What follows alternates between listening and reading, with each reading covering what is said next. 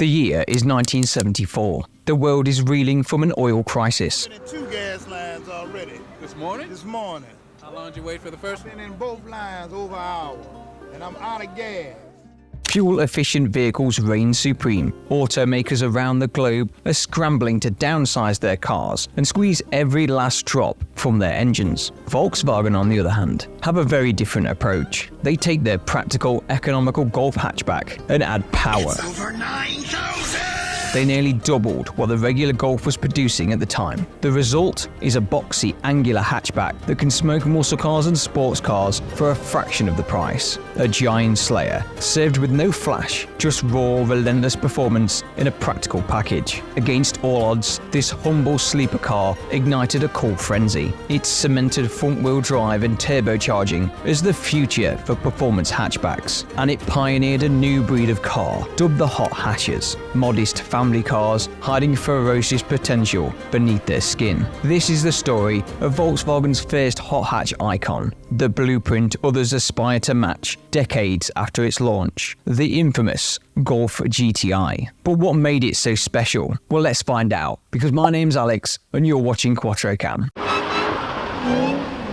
In the early 1970s, Volkswagen wanted to inject some excitement into their dependable, economical lineup. So they challenged the development team to build a sportier Golf that was still practical enough for daily use. The Volkswagen Golf set a new standard for affordable, mass-market hatchbacks when it debuted in 1974. With its front-wheel drive layout and boxy, practical body, the regular Golf was a hit with buyers looking for sensible transportation. However, Volkswagen's engineers saw untapped potential in transforming this humble family car into something sportier. Thus, the Golf GTI was born. Short for Grand Touring Injection, the GTI received a significant power boost from its fuel-injected 1.6-litre inline 4-cylinder engine. This high-revving motor put out 108 horsepower, vastly improving on the standard Golf's pathetic 50 horsepower non-fuel-injected engine. But the GTI's magic came from more than just extra horsepower. Its suspension was specifically tuned by Volkswagen's racing engineers for lowered,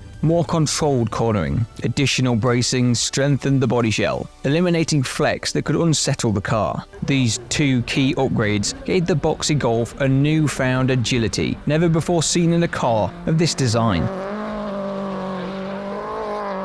Visually, the GTI remained quite subtle and under the radar, a true sleeper you could say. Keen observers noticed the red accent line around the grille, the tartan or Clark plaid sport seats as they are known, the golf ball shift knob and blackened out rear panel. All signs of a slightly different Golf than most are used to, but the lack of flashy wings or body kits ensured few owners drew unwanted attention from the authorities. This wolf in sheep's clothing persona perfectly matched the GTI's sleeper performance. When the first Golf GTI launched in Germany, its immense power advantage over rival economy cars created a cult-like following. Original drivers relished smoking unsuspecting drivers at the traffic lights, leaving bigger cars floundering in its wake despite its modest exterior. The secret was out. This boxy little hatch delivered genuine sports car thrills. Word spread across Europe about this giant killing Volkswagen, creating near hysteria around the GTIs. Soon, the model accounted for half of Golf sales in Germany alone. By the time the Golf GTI Mark I ended production in 1983, it had outsold its original run of 5,000 cars by over 450,000 units. The sporty Golf was a hole-in-one for Volkswagen.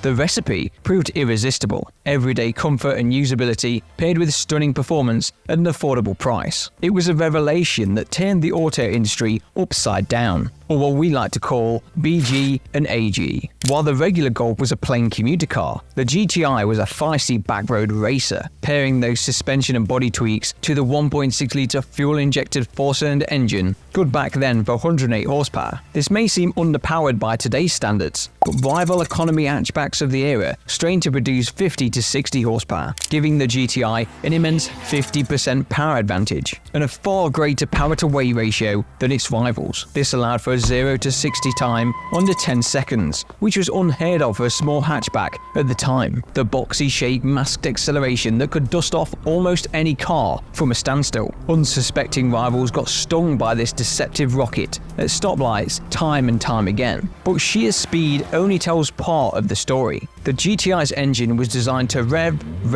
and rev some more.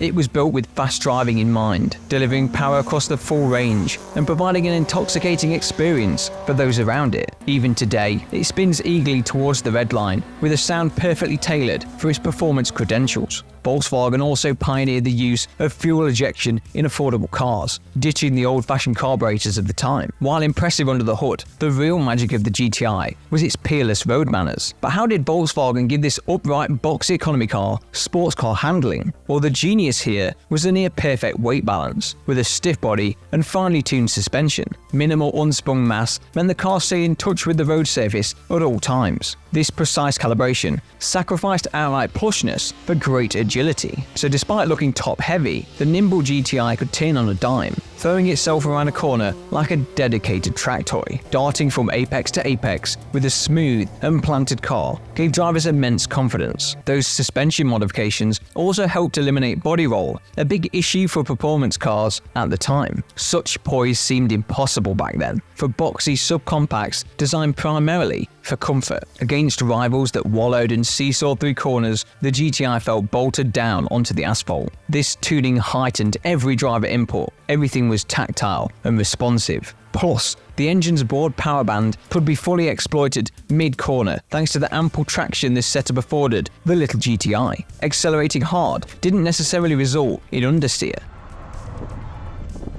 So while hot hatch rivals required slow-in, fast-out cornering etiquette, the GTI rewrote physics. This boxy lifted hatch could trade tenths with legitimate sports cars like it was bred for track work. It was confidence-inspiring for novices, yet endlessly engaging even for professional racers. A rare combination that still sets handling benchmarks today. Unlike the wild body kits and garish add-ons slapped onto some sporty Econoboxes, the GTI flew under the radar in visual stealth mode. When VW's little giant slayer took the world by storm, they knew resting on their laurels wasn't an option, especially with rival manufacturers soon rolling out GTI chasing hot hatch challenges of their own throughout the 1980s. Just like their rivals, we are chasing a goal of 15,000 subscribers by the end of the year. So if you've enjoyed this video so far, why not give it a like and subscribe to the channel and help us reach this goal together.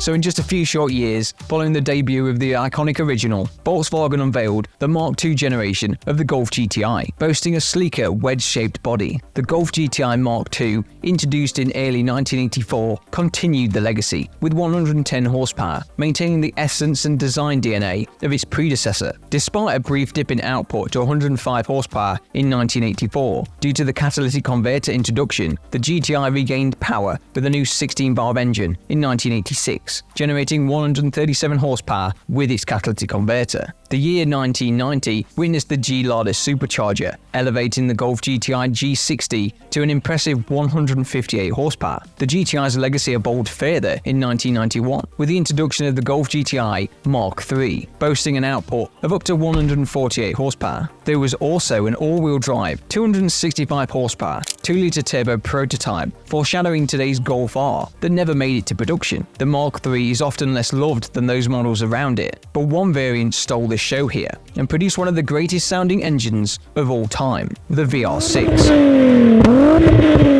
This engine was special. It was a V6 by design, but its banks had a very narrow angle. Where a regular V6 would have a 60-degree bank, the VR6 had just 15 degrees. A large and powerful engine to fit in a space designed for a smaller 4-cylinder. The VR6 pumped power up to 172 horsepower and rear reignited the hot hatch wars. And that wasn't the only standout version. The addition of a turbocharged diesel in 1996 enhanced the GTI concept, setting the stage for the division of petrol and diesel engines into GTI and GTD models. The year 1996 also marked the launch of the 20 years of GTI anniversary model. The Golf GTI Mark IV, introduced in 1998, would become iconic and very important for future GTI models. While the styling was modest, the fourth generation represented a new era in vehicle design, aimed at a more upmarket appearance. The Mark IV was a first in many ways. It was the first GTI to receive the now legendary 1.8-litre 20-valve turbo engine.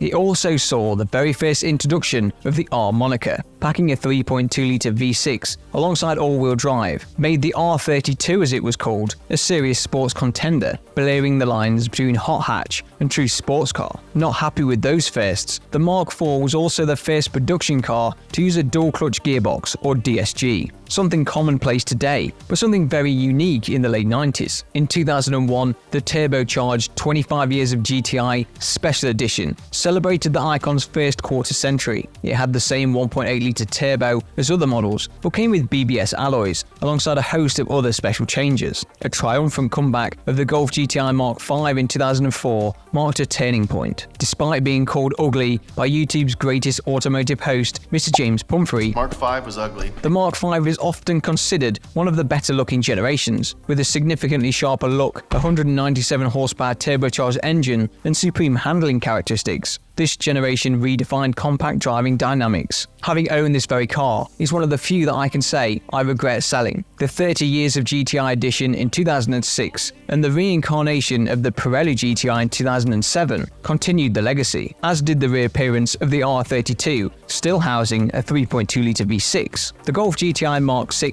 introduced in 2009, emphasized a low power-to-weight ratio and boosted power up to 208 horsepower. It also introduced an electronic differential lock, redefining the concept of grip in a front-wheel drive car. The GTI consistently took the original version's tradition into the future, culminating in the Golf GTI Edition 35 in 2011, generating 232 horsepower. This generation's R, however, would be the first without the iconic V6, but we'll cover more of these in a later video. Because in 2013, the Golf GTI Mark VII arrived, setting a new benchmark for hot hatches and the GTI platform. Launched in two output versions, the base GTI with 217 horsepower and the performance with 227, both continue to impress with the turbocharged engines, electronic differential lock, and a weight reduction of up to 42 kilos compared to its predecessor. The Golf GTI Club Sport, presented in 2015, delivered up to 286 horsepower, while the Golf GTI Club Sport S in 2016 made a breakthrough with an impressive 306 horsepower, celebrating the Golf GTI's 40th anniversary and setting a new Nürburgring record. Yet, even with 4 decades of progress, the latest GTI retains a remarkable lineage. The same formula of rev-happy engines, impeccable handling balance, everyday practicality, and a modest price exists today in the latest Mark VIII model. It hasn't quite gone down as hoped with the faithful, but it remains true to its roots. The Golf GTI is one of those iconic cars, a car most enthusiasts have owned or driven, and we would love to hear your stories, so be sure to let us know about your own GTI journey in the comments. If you have enjoyed this video, be sure to give it a like and subscribe to the channel. Remember, we have a goal of hitting 15,000 subscribers by the end of the year, and we really need your help.